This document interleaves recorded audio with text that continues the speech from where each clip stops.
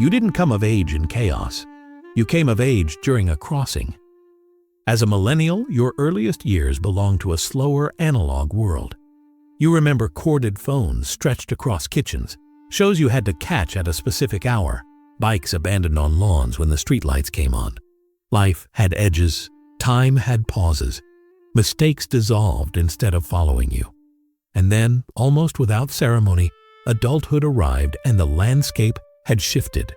Everything was digital now. Your work, your friendships, your sense of self. You didn't gradually log on. You were asked to relocate your entire existence. Profiles replaced handshakes, numbers replaced meaning. Being seen became survival. This is why millennials are so often misread. You're not fragile. You're not lost.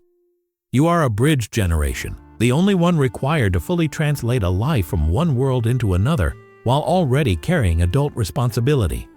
Psychologically, that kind of translation leaves a mark. You developed extreme adaptability paired with a quiet inner instability. You learned how to update yourself again and again. New skills, new roles, new expectations. You learned to pivot, to rebrand, to keep moving. But adaptability has a cost. When you're always adjusting, you rarely feel rooted. When you're always becoming, you rarely feel complete. There's a specific exhaustion that comes from never knowing which version of you is sufficient. You remember a world before constant comparison, but you live inside one now. You remember privacy, but you're expected to perform. You remember stability, but you matured into uncertainty. You are not broken. You are standing between two worlds carrying the weight of both, and everything that follows begins here. You weren't raised on fear. You were raised on promise. As a millennial, the message was steady and repeated until it felt unquestionable. Work hard, be responsible, play by the rules, and life will meet you halfway. Go to school, get the degree, stay patient. Stability was framed as a fair exchange. Effort in, security out. You didn't just believe that idea, you organized your entire future around it. Then, just as you stepped into adulthood, the ground shifted beneath you. September 11th cracked the sense of safety you were supposed to inherit. The financial collapse of 2008 hit as your adult identity was forming. Jobs vanished. Careers stalled before they started. Debt grew faster than opportunity. Housing drifted out of reach. The rules you followed stopped working, but no one ever announced they'd changed. This is where the psychological injury formed. When a system fails but keeps insisting it's just, the damage doesn't stay external. It turns inward. You don't conclude the structure is broken. You assume you are. That's economic gaslighting, being pushed to question your own reality while paying the price for a collapse you didn't create. You worked harder for less security. You postponed milestones, not because you were careless, but because the math stopped making sense. Still, the story shifted. Lazy, entitled, unrealistic. So you absorbed the contradiction. You did everything right and learned to feel ashamed anyway. That unresolved tension became the low hum beneath your life, a background anxiety that never fully powers down. Not because you lack resilience, but because you were trained to trust a promise that quietly disappeared and left you waiting for a reward that never came. The anxiety you carry isn't always loud. It doesn't announce itself as panic or crisis. Most days, it feels like background static, a constant signal you can't quite turn off. For millennials, anxiety isn't attached to one specific fear. It's tied to uncertainty without an endpoint. When stability disappears, the nervous system adapts by staying alert. Not because something is wrong with you, but because nothing ever feels fully secure. You wake up already bracing for the message, the bill, the subtle sense that one small mistake could unravel everything you've built. This is what happens when an entire generation grows up without a reliable safety net. Job security became conditional. Healthcare became expensive. Housing turned speculative.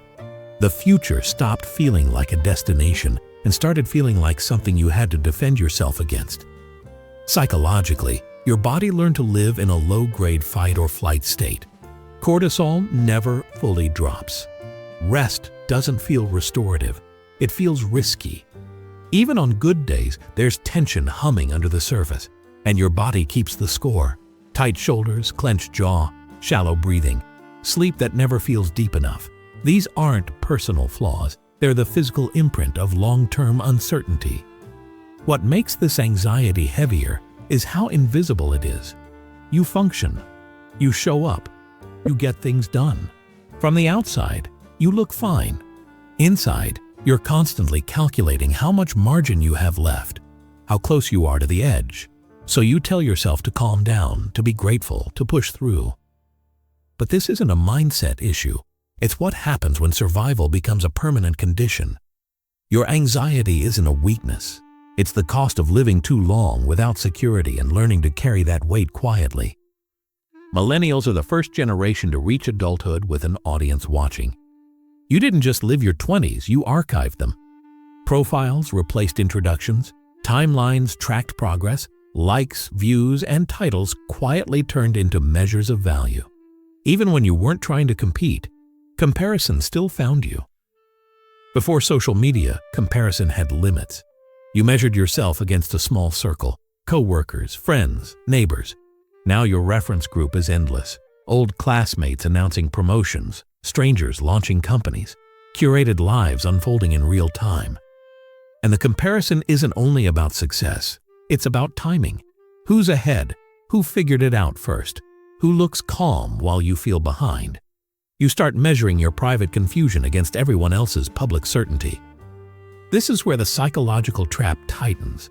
Imposter syndrome thrives here. No matter what you accomplish, it feels temporary, like you're one mistake away from being exposed. At the same time, FOMO becomes existential. Not fear of missing an event, but fear that life itself is happening somewhere else without you. So you perform stability. You curate resilience. You post evidence that you're okay, even when you're not sure what okay means anymore. Living under constant observation reshapes identity. When you're always being seen, it becomes harder to know who you are when no one is watching. Reflection gives way to reaction. Authenticity gives way to optimization. This isn't vanity. It's what happens when a generation is asked to build a self under a permanent spotlight. Millennials are often labeled narcissistic, overly self-focused, obsessed with image and personal branding. But that label misses the environment you were forced to adapt to. You entered adulthood just as the structure of work collapsed. Stable careers gave way to short contracts, side hustles, and algorithmic visibility. Security faded, and in its place came a new demand. You were no longer just the worker, you were the product. Your skills alone weren't enough. You had to package them, promote them, perform them. Self-branding wasn't vanity, it was survival. When institutions stopped offering loyalty, identity became leverage. You learned to tell your story because silence meant invisibility, and invisibility in a crowded digital economy meant risk. What looks like self-obsession from the outside is often insecurity trying to stay afloat. But there's an uncomfortable truth that needs to be acknowledged. Yes, this generation does show higher levels of narcissistic traits than some before it. And that isn't a contradiction. It's part of the same equation. When a system constantly demands visibility, validation, and comparison, some people adapt by turning inward in unhealthy ways. In this context, narcissism often forms as a defensive structure, a way to protect fragile self-worth by inflating it. Not all narcissism is loud or grandiose. Much of it is anxious, brittle, and dependent on external affirmation. That's why millennials can be deeply self-aware and deeply self-centered at the same time, both shaped by the same pressure. The real cost isn't judgment, it's erosion.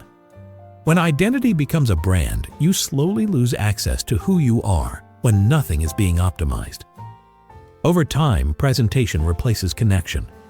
This isn't moral failure. It's what happens when survival teaches you that being seen matters more than being whole. Millennials aren't exhausted because they're weak. They're exhausted because they never learned how to feel safe while resting. You were raised inside hustle culture, where productivity wasn't just encouraged, it was moralized. Doing more meant being more. Every skill had to justify itself, every passion needed a payoff. Even joy was quietly evaluated by output. At the same time, the world you were giving yourself to offered very little in return.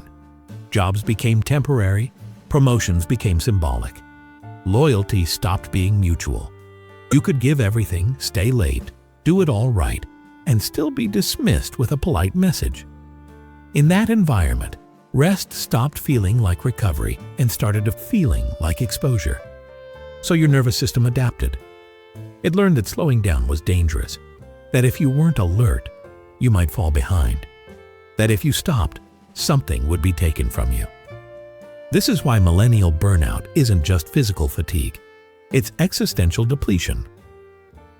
Burnout looks like waking up tired after sleep, losing interest in things you once loved, scrolling instead of resting because stillness feels uncomfortable. You don't truly relax, you hover. Even self-care got absorbed into the same productivity logic that caused the exhaustion. Meditation apps, morning routines, wellness checklists.